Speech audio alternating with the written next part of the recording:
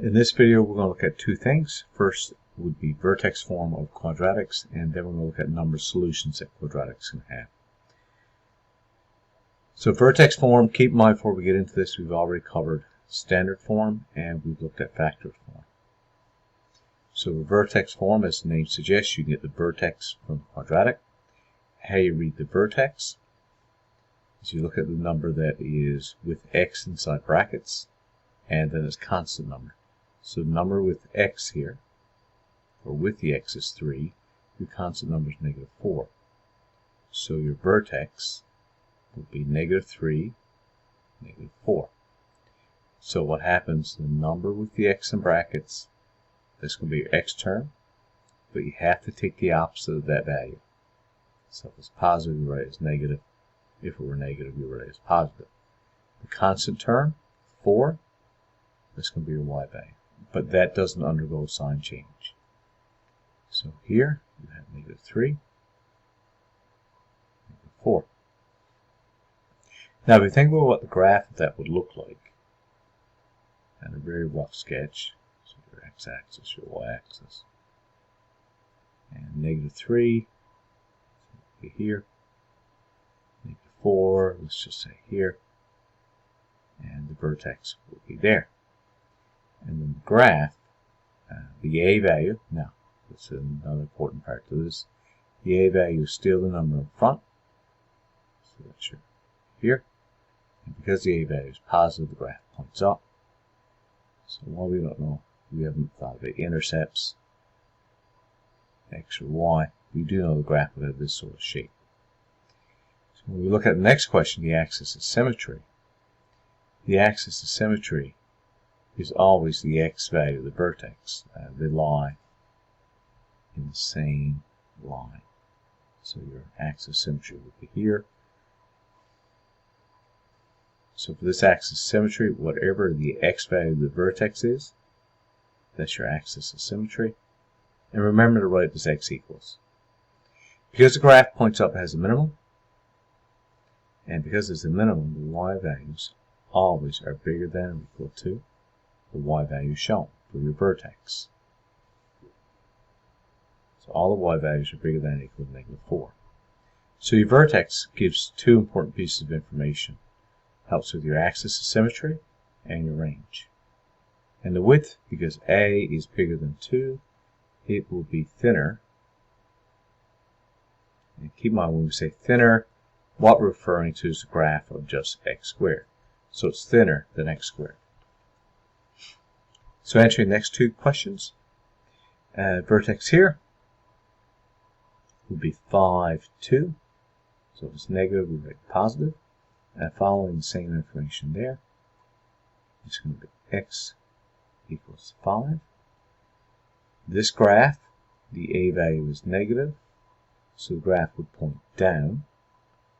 And again, if it helps to have a little sketch, over 5, up 2, and again it's just a sketch. The vertex would be here, and the graph would do something like this.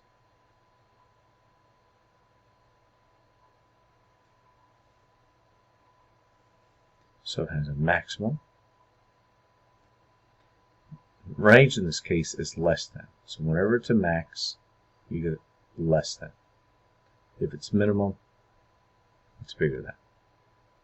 So it's y less than or equal to 2, and your x value is your a value is 1/2. So that means it's going to be wider than x squared. And then the last one here we can look at, your vertex is -5. Now, you're looking for a constant number at the end and you don't see one written there. Well, that must mean there's 0. It's just the number 0 there. And in this case, the axis symmetry is -5. Would this graph have a maximum in, where the a value is positive? So if we think about the graph, it would be, say, at -5. And the graph would point up. The vertex will be here on the x-axis. So it has a minimum. And if it's minimum, it's y bigger than or equal to. What's the y value of the vertex? 0. 3 is your a value, so it's thinner.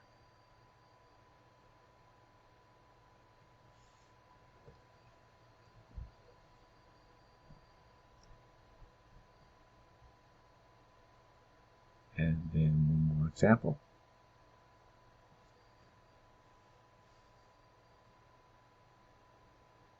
So for our vertex, here we're not adding a value or subtracting a value to x.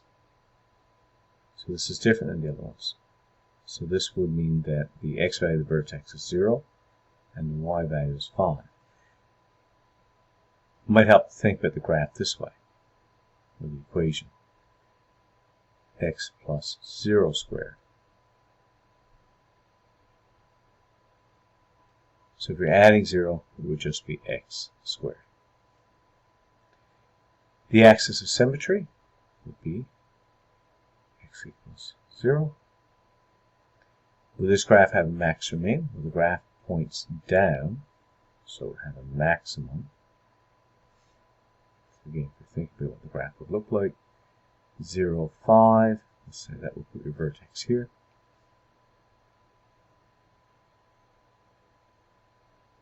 And the graph will point down.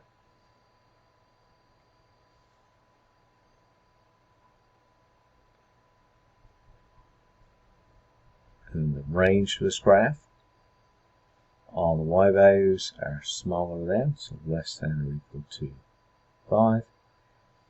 And your x value, your a value is 2, so that would mean, in this case, again, your graph is thinner than x squared. Alright, and the last part of this, we're just going to talk about a number of solutions that a graph could have, or a quadratic could have. So you can have cases, a couple different cases here. One would be 2 solutions, or 2 roots. And what I mean by solutions or roots, your graph could do this. So here you'd have vertex below, and you could have one x-intercept here, and another x-intercept there. Another possibility exists. Perhaps your vertex is above the x-axis, and the graph would look like that. And again, you would still have 2 roots, or 2 x-intercepts, or 2 zeros. So this is how you have 2 solutions. You could have one solution,